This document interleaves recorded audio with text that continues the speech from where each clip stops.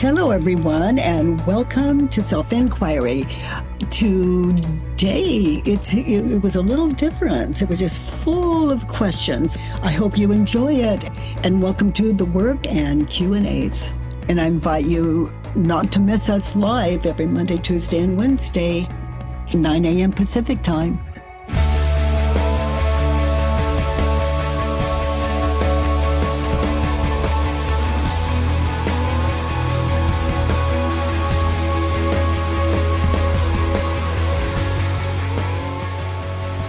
Good morning, dears. I have had the most amazing morning.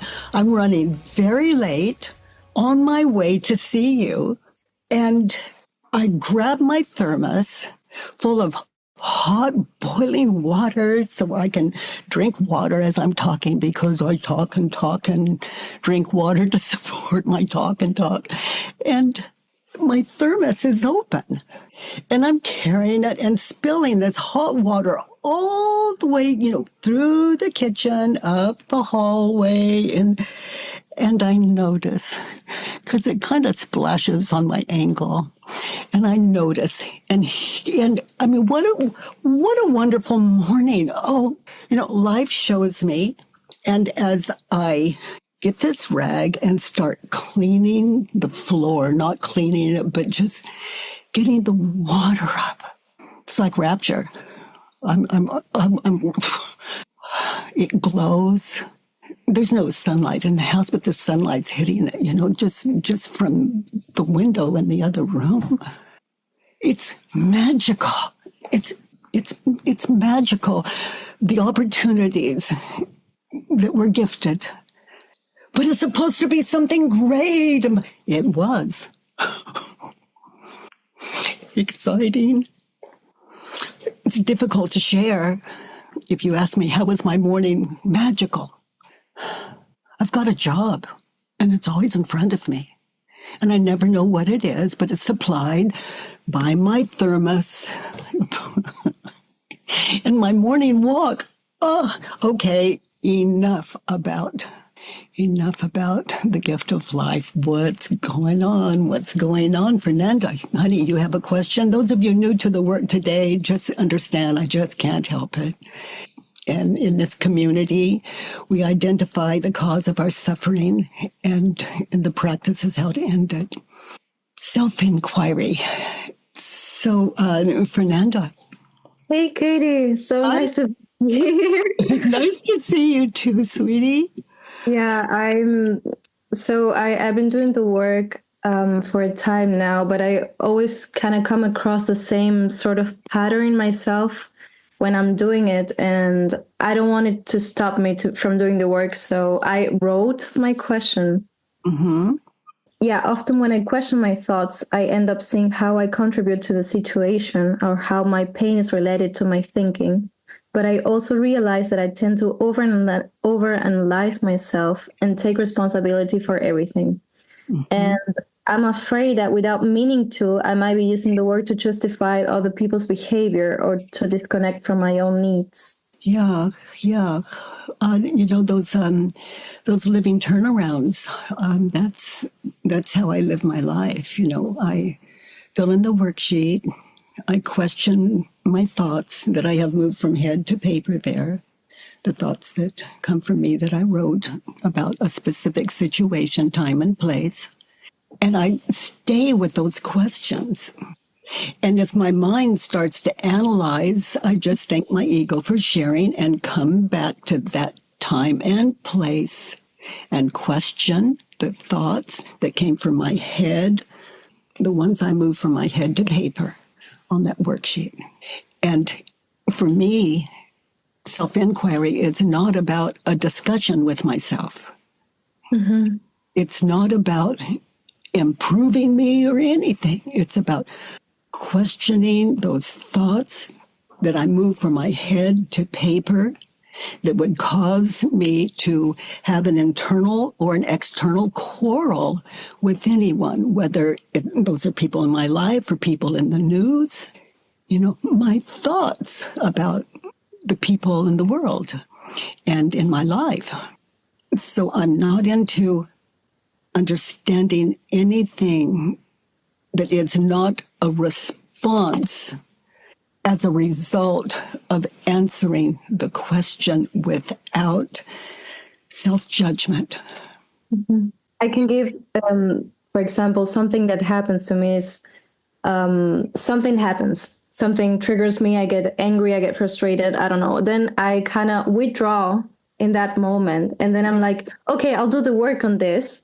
I only do the work on people, people in my life, individual or groups of people that represent something that may cause irritation in me or fear or discontent, any kind of emotional.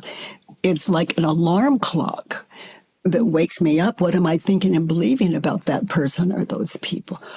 Always I judge other people, and I don't use the work as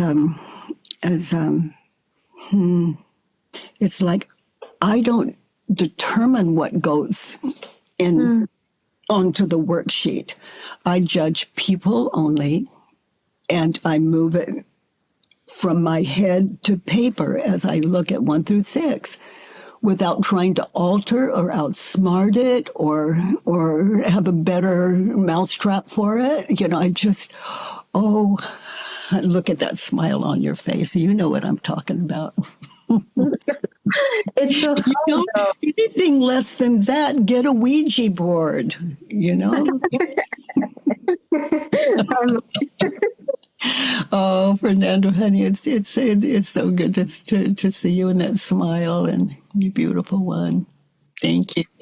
Because you're not alone here. When I say thank you, it's like you're not alone. You know, that a lot of us, we try to make a better mousetrap out of just the simplicity of 4 questions and turn around. Yeah. Judge your neighbor, write it down, ask 4 questions and turn it around. Those people that live in our head that we just don't approve of. Oh, honey. So thank you for sharing it again. You're not alone. Thank you. Mm-hmm. Shannon, you have a question? Hi, Katie. Hi. Hi. So I had a question when it comes to grief. So we lost our aunt. She transitioned over the past weekend, and they were talking about the stages of grief. And then I thought about stages of grief and kind of what you would say with grief. And I believe in that moment, I was like, grief is just obsessing, like also over a thought that might not be true. Do you agree with the stages of grief, or do you think that we all move through grief, but just encouraging us to like question the thoughts that we're thinking and believing? Well, I don't do the work to stop any grief I may experience. I just don't alter it because I see grief as how deeply I love or cared about that human being. And I don't wail at a funeral or something, but in private, you know, I may just, you know, to respect what's there, to come up, and there are people around that I'm going to, and if I do it in public, people say, oh, you know, are you okay, honey? How can I help? And when I grieve, I just, at home, it's just, when my mother died, I was doing so well. And as they carried her body out of the room where we were, I was so close to her. I spent like the last few weeks of her life just sleeping next to her, just thinking she might need a pain med or in whatever it took to keep her from suffering and to keep her as comfortable as possible. And so when she died, I was very prepared. And so when they took her out, they asked me to leave the room. So I came back in with the family. And then when they brought her out on that gurney with this blue thing over her, they took her away. Long story short, they took her away. And something came, honey, I'm telling you, something came out of me. It was so involuntary. But I gave it its life, and it was a scream. Just and inside him is like, is it gonna stop? What is it? I was so fascinated. I'm not the doer, and it just this wail, had no idea. And one of my sons stood up and just held me. He reminded me of that when I shared it with him the other day. But he said, Mom, you weren't just standing there. I was holding you. And then I recalled, and he didn't try to stop me. The whole family just sat there. They know me well. And I just, this sound that came out of me, it didn't even sound human. It was grief. It was, for me, what it looks like without the story of I have a mother.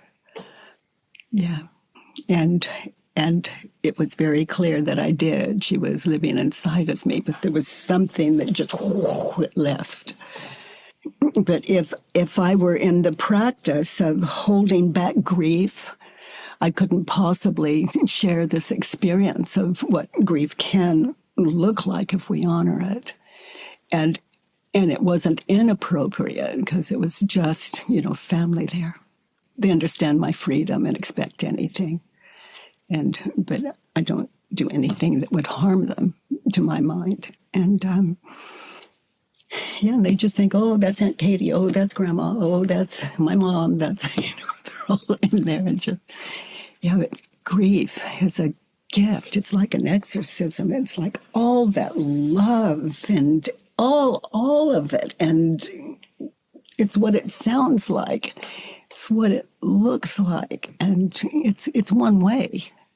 And for some of us, it's just sitting in the experience, and I've experienced that many times too, and just allowing what's there to be, and the same for happiness, to allow that happiness, joy, when you don't interfere with it, you don't do anything to show it or anything, you just naturally just allow what's there, joy, like love.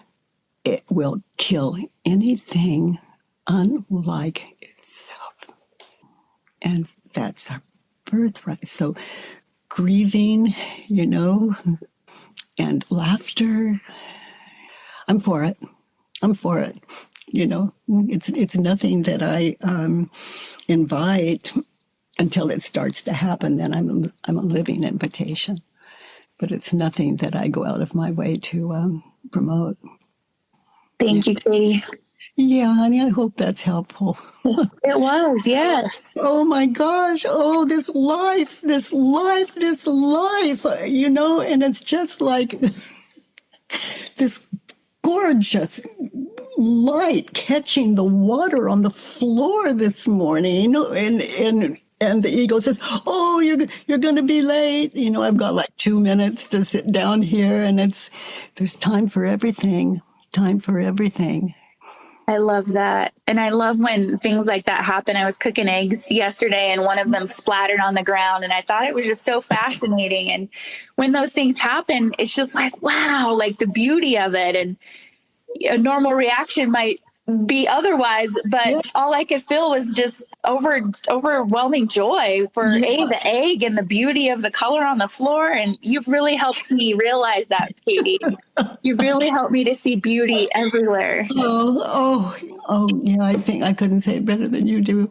Oh, and the only thought I had is those of you drop an egg on the floor, and, I just had the thought, have the experience and call in your dog. Bring that pup into the kitchen with you. And then you can clean up what's left. Oh, cute. Oh, honey. Jerry. Hi, Jerry. good day. Yes, so far. So far, well, for me, it's already 6 p.m. So I'm so glad you can show up at 6. Thank you for that. I had a question.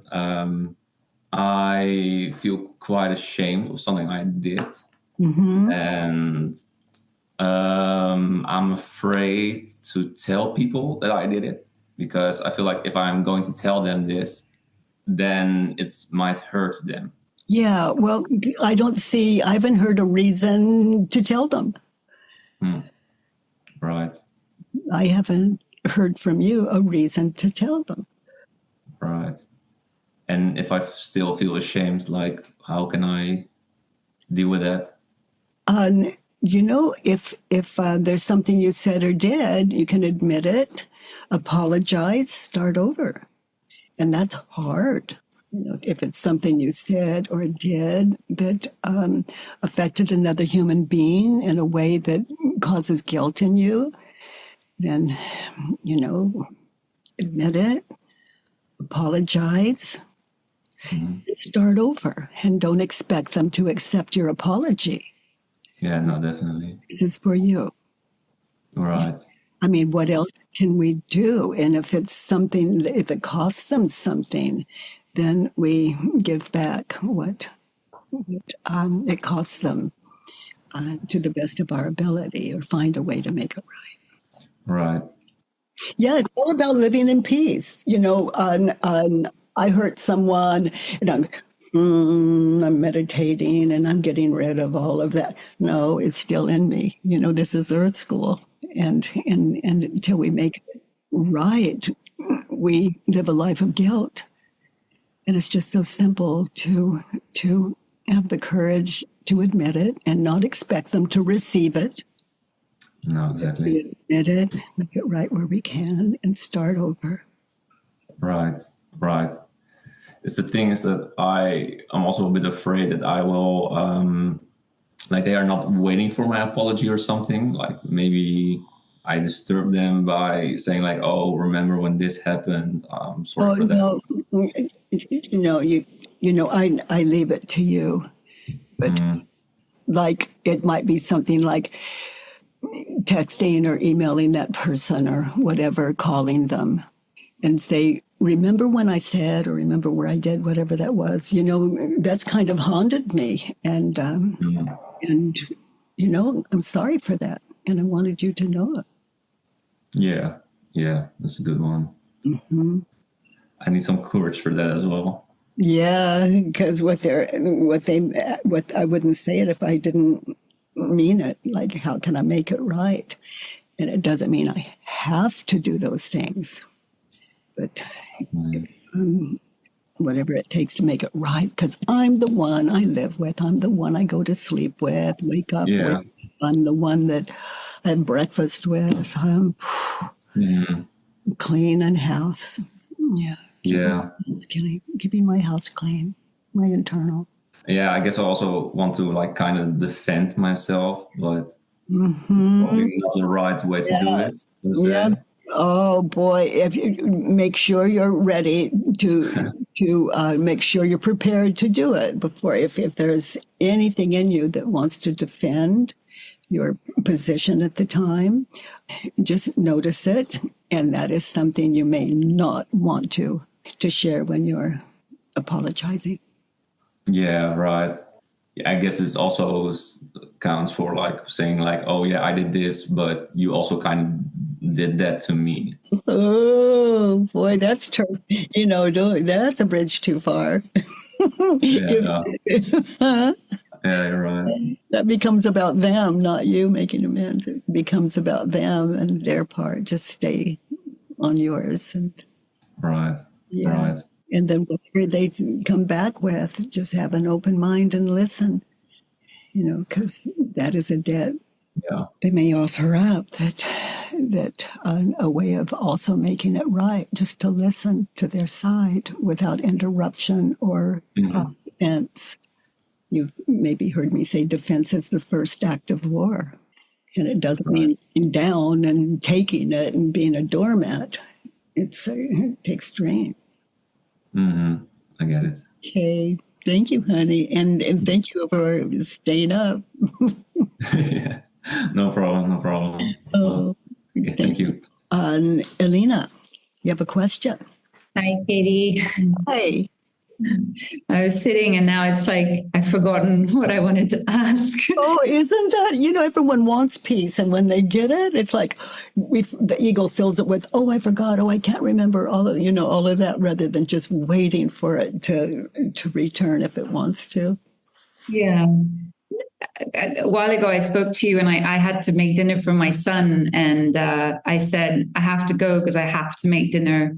And you said, okay, just remember you don't have to.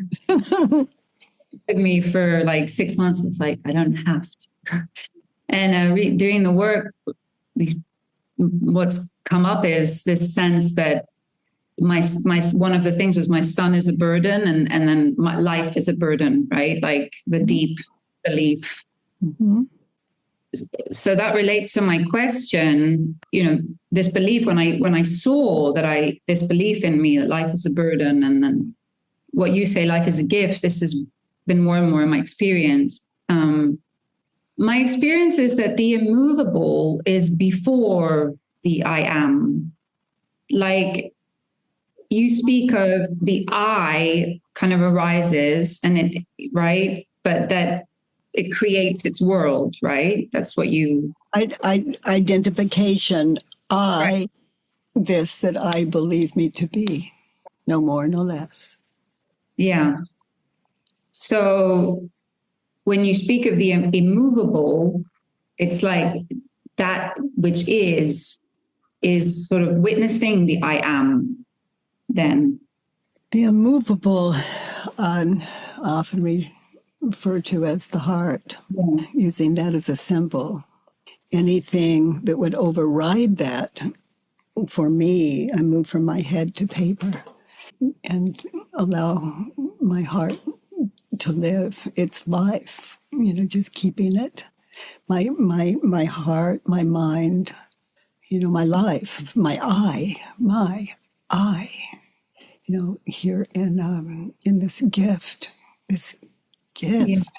we see as life. Yeah, and then the work you did with you're going to the kitchen to fix a meal, and you don't have to. Did you notice that in that you wanted to? I mean, if you did it, find the place where you wanted to. Yeah. Yeah, that the willingness to show up. Mm-hmm. Yeah. Yeah, and the ego has motives for doing it. It's all about security of the body and your place in the family and the things that you have dedicated to that makes up a you. Right. But I didn't have to get down on the floor in my 80s to do the water on the floor, and oh my gosh, I'm going to be late in the water, and oh my God, it's not fair that I have the I don't have to. I didn't have to, but my life is like chop wood, carry water. Life shows me my next thing. I've noticed my head is doing this. I'm not the doer, but that's the next thing. Yeah, that's what I'm noticing, is that it's just, yeah. Yeah. Okay, sweetie, that's quite a way to live life. You get to see your service in the world without an attitude of any kind of self-pity or burden. Thank you, honey. Mustafa. Hello, Katie. Hello. How are you? Oh, I'm as well as I can possibly be. But, everyone in the world can say that. Of course. My question is that when this work gonna end? Last 8 years, I'm trying to learn every bit of information about how I can develop myself, how I can get better and stuff. Better in what way? I mean, in general, like being okay with life, being okay with myself to live life, like, you know what I mean? Yeah, body, mind, spirit, life, yeah. Yeah, I mean, enjoying life. So last 5 years, I'm doing a lot of work. I learn I don't want to say like everything, but like I'm trying to get every information out there, to learn shadow work, the work, like spirituality, psychology, reading this book, listening that podcast and watching that video, never ends. What do you think it is? Well, I think that with hearing what you just said, that you have a lot of you've taken in a lot of knowledge and ways, and now just live your life out of as well as you can.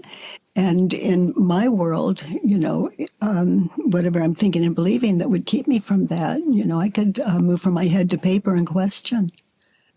Yeah, I do try to do all the works, like as I said, doing shadow works, also your judge your neighbor. Well, what do you want to do? Let's say you get everything that you want, everything you want to come of that. Let's say you have it now. What would you do with it? Like, you mean if the work is done, like I am okay with everything, you mean? Uh-huh.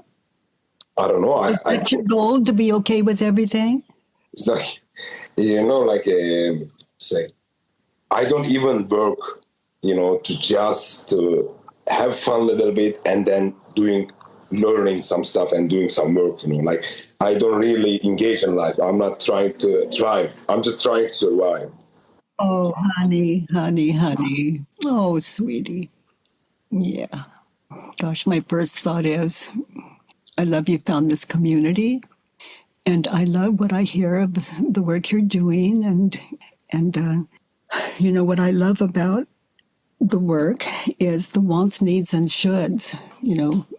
On the Judge Your Neighbor worksheet, number 2, 3, and 4, when you're questioning the thoughts on your worksheet, and you get to 2, 3, and 4, you question them and you turn them around. It will show you how to live. And it'll give you an amazing life. And no one's asking you to do it because you filled in that worksheet. It came out of you. Yeah. Question it, you turn it around, you can trust it because it came out of you, not some teacher. Yeah, that's right. Yeah. Do it by yourself, not hearing from other people or gurus or, I understand. Yeah, because you're the one, it's your worksheet. You question it. You're the one turning it around. And to live those turnarounds on 2, 3, and 4, it will allow you to, it takes courage. And it's like I want people to care about me. Let's say I have on number 2. I want that person to care about me. I question it. I want me to care about me. In that situation with the person, well, where is it I didn't speak up? Or where was it? Did I give advice that like I could fix them? I'm just looking to myself, another turnaround. Oh, I want me to care about me. It's not other people's job to care about me. It's my job to care about me. And so in that situation, I look at ways. I'd have to sit in a whole worksheet to tell you what I'm talking about, but you have enough in you to understand what I'm talking about. Yeah, I understand. I want them to care about me. I don't want them to care about me.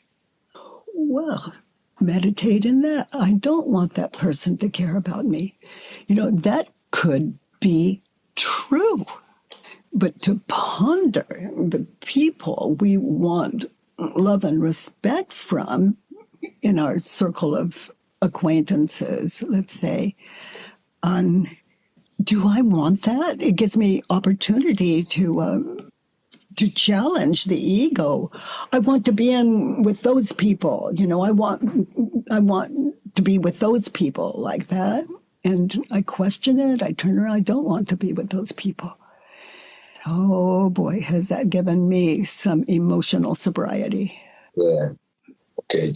Thank you. Yeah. The people I want to be with, the people in front of me. And I'm thinking of just being out in the world, the people in front of me. It's a beautiful world. Yeah. Yeah. You're enough. Other than what you're thinking and believing, you're enough. Thank you. Oh, my. Thank you, honey. Maud. Good morning, Katie. Yes.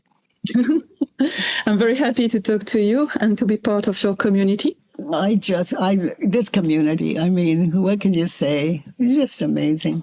Yes, it's amazing. Thank you very much. I have a question, Katie. It's about my partner in life. He was born 1 month after his older brother died at the age of 18 months. So I would like to do the work, but he says to me that as he didn't have the language or the autonomy to think about what happened, he cannot answer the questions. So what would be your advice to answer the questions? The situation. What is the situation? The situation is that his childhood was very complicated with his parents, so he was accused of replacing his brother. I would write, they accused him of replacing his brother. Okay. And that could be number one. Okay. And then, what do I want in that situation? You're believing that they accused him of replacing his brother. Mm-hmm. And if he says to me that he doesn't have any anger at his brother for being dead, for dying before he was born, but I feel like there is something kind of yes. It sounds like you're trying to do his work and are very focused on your own. Yes, so okay. I would do a worksheet on him, who you live with, who has the problem. You don't. Your problem is that he has a problem. So I think whatever it was you wanted, I think you just got it. So, yep, a worksheet on. Okay. Okay. Thank you, Katie. These questions about how to fill in the worksheet, they're just, all of you just, new to the work, just know that these worksheets, just follow the simple directions. It's all there. And the worksheet is free on thework.com. You don't have to enroll, sign up, leave your name, nothing. You can just go to thework.com and hit it and, just download it. And keep up with us on these Monday, Tuesday, Wednesday events until you kind of get the hang of it. Maya. Hi, Katie. Maya. So glad to talk to you again. And a little nervous. Someone said last week other people weren't nervous when they talked. I'm nervous every time. So I'm in a situation where, it's a political situation. So I'm losing constantly. I'm in the minority. I'm definitely it's all very, it's really happening what we think is happening in our head. People tell me all the time, Maya, you have no power. Maya, we're on the losing side. You can't get anywhere. And, it's been a great learning experience. I do think I'm learning to be myself. I'm learning not to condemn everyone involved in this situation, Well, yeah, because there are no two sides if I'm not at war with the other side. Yeah. Two sides in my life.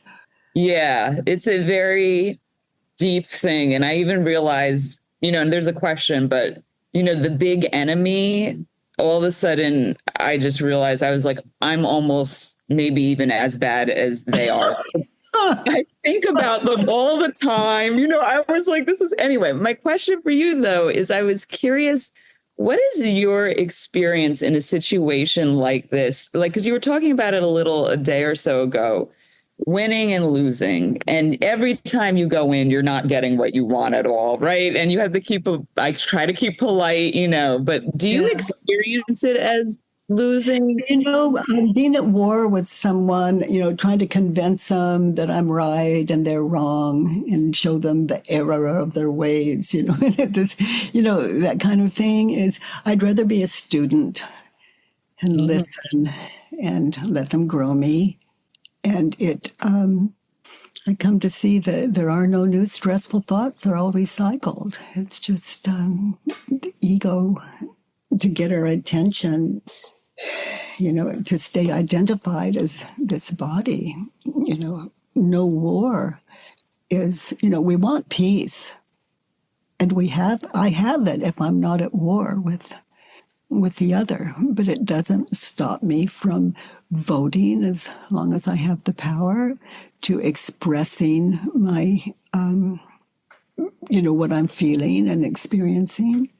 Yeah. Yeah, but to be at war with someone is to shut down an opportunity to hear their side.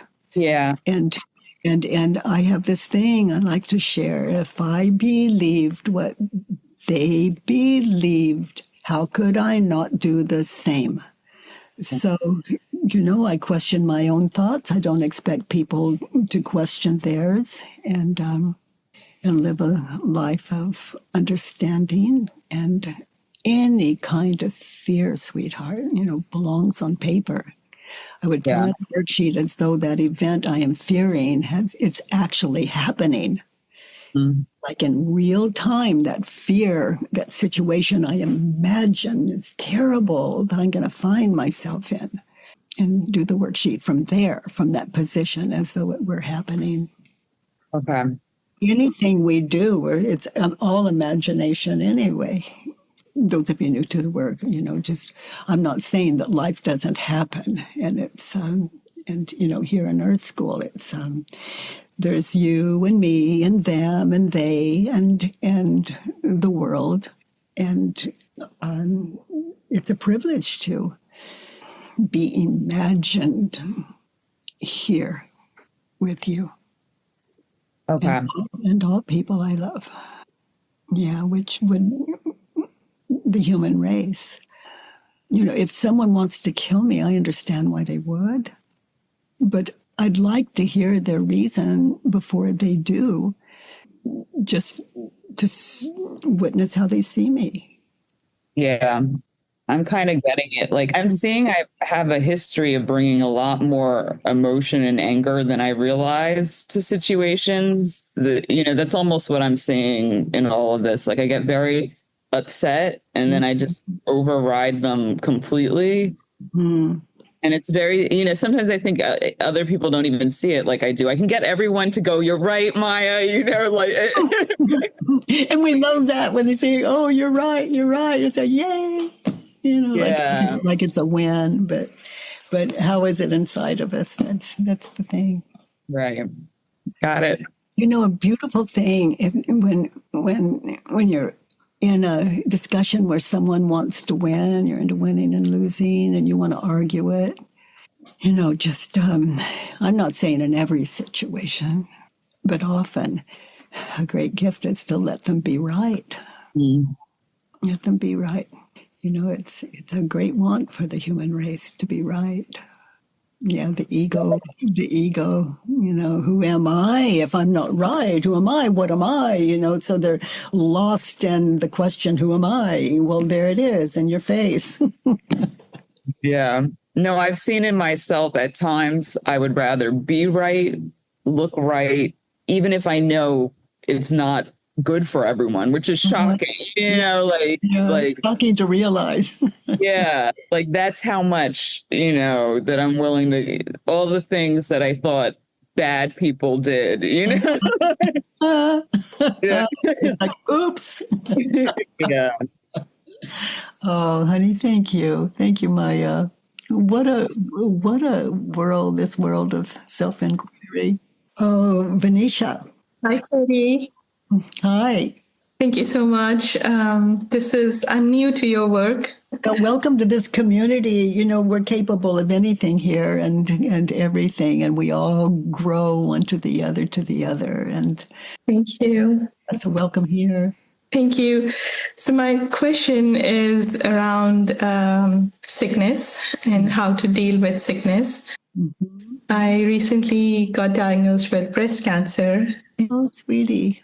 Kind of struggling with how do I deal with all the emotions, and also I use self-inquiry to understand why. Honey, you probably have images of death of suffering, of going in and out of doctors' offices and treatments and these horror stories of chemotherapy and all of this, in your head. Yes. So you can write down your fears. Okay. Just make a list of your fears, of the worst that you fear will happen. Okay. And then you put one belief at a time, like start with the one at the top and go all the way down. But just start with the one at the top and move it over to that one belief at a time worksheet. Okay. You go to thework.com. There are 3 worksheets up there. The Judge Your Neighbor worksheet, the One Belief at a Time worksheet, and then a sheet where you can list your fears. Okay. It seems like there's something else I could say, but I trust you to sit in your own self-inquiry, your fears, and let us know what you find. And if you get stuck, just come back to the community and we'll look at it again. Thank you. You're welcome. The worst that can happen is what you're thinking and believing. Even physical pain is either remembered or anticipated. Mm. You can do this. I think that is one of the gifts of this world is for example, for some of us, we need a situation like yours. And we've all had our own situation, but in your case, it's cancer.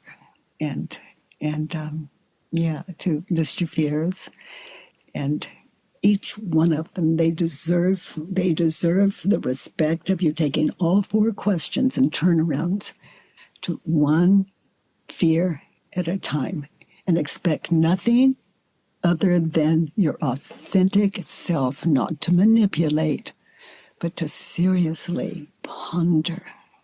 Example, I'm going to die, or whatever is on your list of fears. Yeah. Yeah. Okay, honey. Oh my, let us know how what you come out with. Oh boy, I had cancer on my nose, and I went to a doctor, and he said he was going to have to cut it out, which would just leave me just this side of my nose and nothing here. But what's he going to do? What's he going to do? He took skin and all of that from my shoulder and put it here on my nose, so it looks like it is my nose, but I'm wearing my shoulder on my nose. So, it's life. What are you gonna do? What are you gonna do?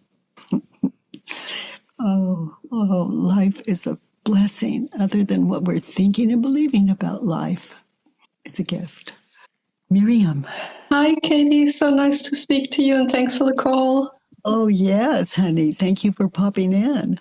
Yeah, I have a Judge Your Neighbor worksheet on myself, if that's okay.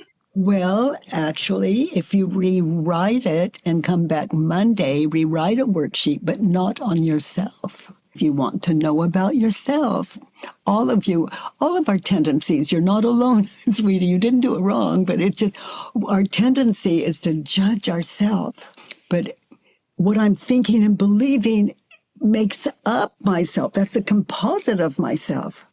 So what I'm thinking and believing about him, her, them is what I move from my head to paper on a Judge Your Neighbor worksheet.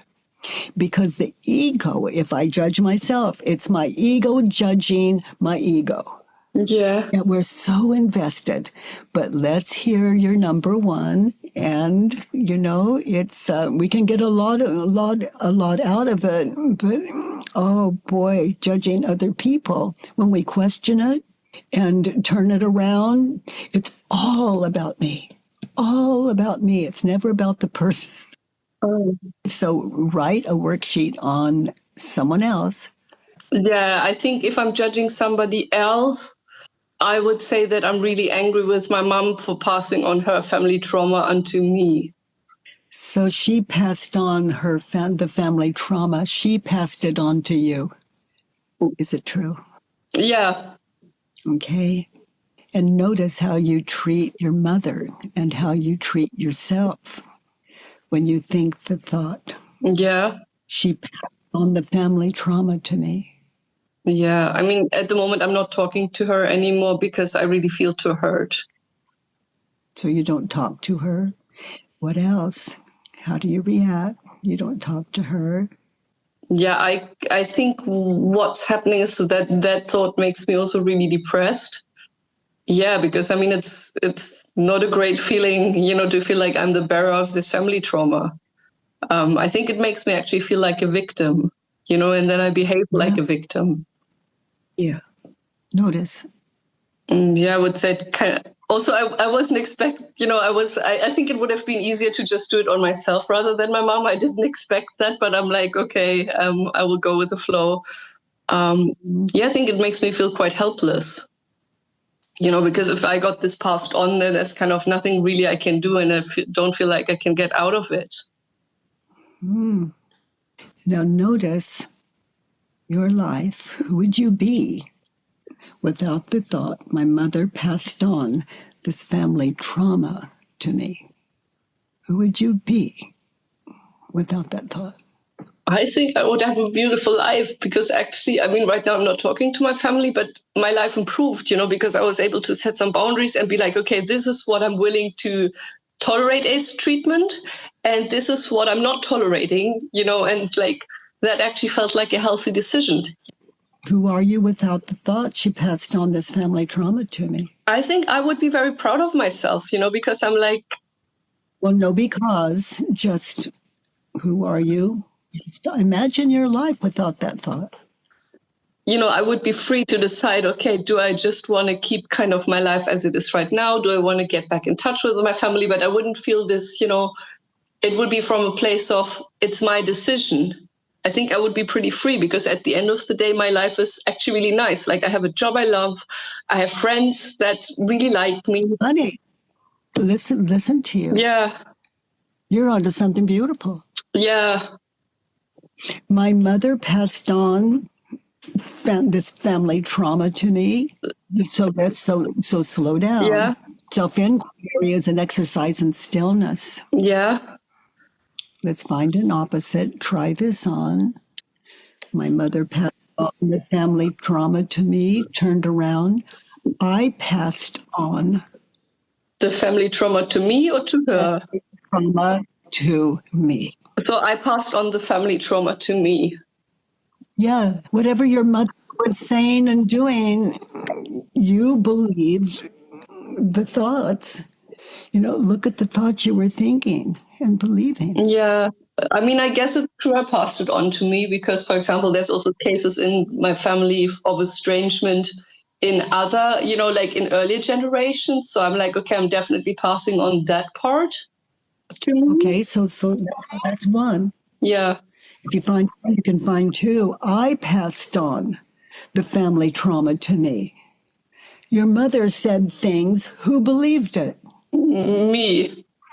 Yeah, not right or wrong. Just notice she passed it on, but you believed it. Yeah, that's true. Because, like, for example... Just be with it without the because. Yeah, okay, get it. Yeah. I would love to say it's wrong, but it's right. Yeah, I passed that on to me. Yeah. What do? I just sit with it? We just try another one. She passed on family trauma to me. I passed on the family trauma to her. Yeah, that's also true because, I mean, she really wasn't loved by her parents. No, I just say yes. Okay, yes. Yeah, that's true. Yeah, but get still in it. The things you were about to share with us, just... It doesn't matter. Yeah, okay. Just get still in it. I passed on the family trauma to my mother. That's really sad. It's like she passed it on. You believed it. You doubled down and gave it back. Yeah, that's actually really sad. Yeah, it's you're costing you your family. Okay, my precious, fill in your worksheet on your mother rather than yourself. Come back Monday or Tuesday of next week and we'll take care of this. You have the gift of an open mind and you've got courage in you like a lion. And you're smart. Thank you so much. Yeah, I will do that. I'll definitely do that. I look forward to meeting again on behalf of all of us. You know, we these families we come out of, you know, and then we look in the mirror and we even look like them. It's just, and the tendencies, oh my gosh, it's like there's no escaping. So I don't know any escape route other than self-realization. So yeah, you're right. Wow. Okay. I've seen a lot of the calls, but I didn't expect it to be like that. Thank you so much. You're very welcome. Oh, Petra. Hi, Katie. Hi, Petra. Thank you. Oh, this was wonderful. This last talk, so mind-opening. You know, the courage we just witnessed, combined with an open mind. It's really quickly receptive. It was beautiful. I don't have that capacity other than the ego. It just has to own everything and break in. But we just witnessed what it's like to just open our minds to don't know. Sit in these turnarounds and 4 questions. Yeah. I've got a question to ask. You were speaking earlier about not having to do things. And I just wanted to understand. So sometimes recently I noticed I will be cooking for my son, and I really enjoy cooking. Yet sometimes there is this thought, oh, I have to be constantly cooking. It's so annoying. Why? What is the role there for the ego to come in with this resistance? Well, you do it for a reason. And you can list those reasons. If I don't constantly cook for my son, I fear that he will, and make that list. Yes. Oh, yeah, I do it for reasons. Yeah. Yeah. He's not making you do that. So there is not just pure joy. If there was just pure joy, the resistance wouldn't be there. So the resistance comes, which kind of shows me, oh, I'm doing it for a reason, like kind of with an intention, a control kind of thing, rather than pure. Yeah, I had reasons for cleaning up the water on the floor today. I could see that when Stephen gets up, he won't notice it, and he'll just track it all over the kitchen and then on the rug and all that. So I had reasons. It's just that I'm not at war with reality.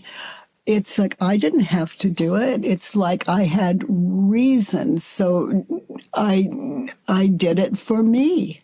Okay, so you fall in love with the reasons. You just I will list the reasons. I know the reasons, and they're valid, but I still don't have to do it.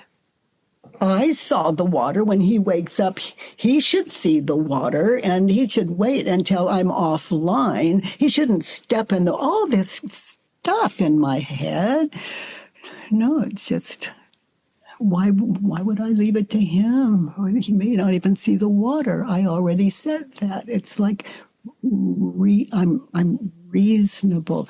I'm a good listener. So the main thought, from what I'm hearing, the main thought would be, oh, I have to do it. I enjoy it, but I have to do it. And that thought, if it's swapped through inquiry for I just enjoy, then everything flows. Like you have to cook for your son. Is it true? Okay. No. Yeah. Yes. How do you react when you believe the thought you have to cook for him? You see those images. There's a kind of inner like screaming child. I don't want to and I have to, yet I really like to. So there's that conflict.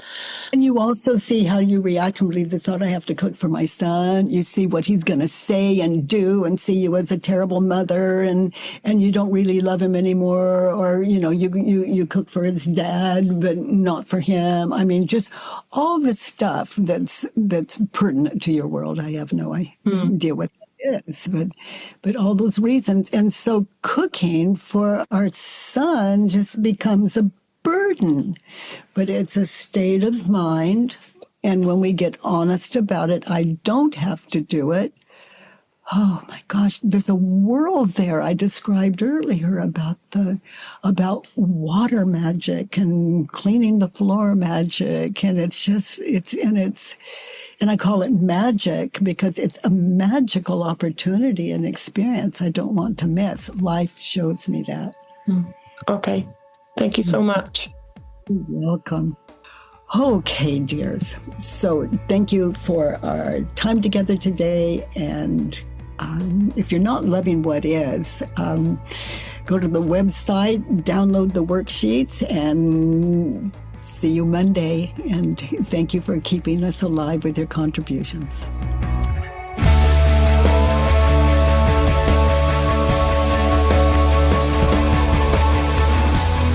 By the way, everyone, if you enjoyed this podcast, please give us a 5-star rating and review on iTunes. It really matters, and thank you for that. I love that you join me every Monday, Tuesday, and Wednesday from 9 to 10 a.m. Pacific time at homewithbk.com. Let's do the work.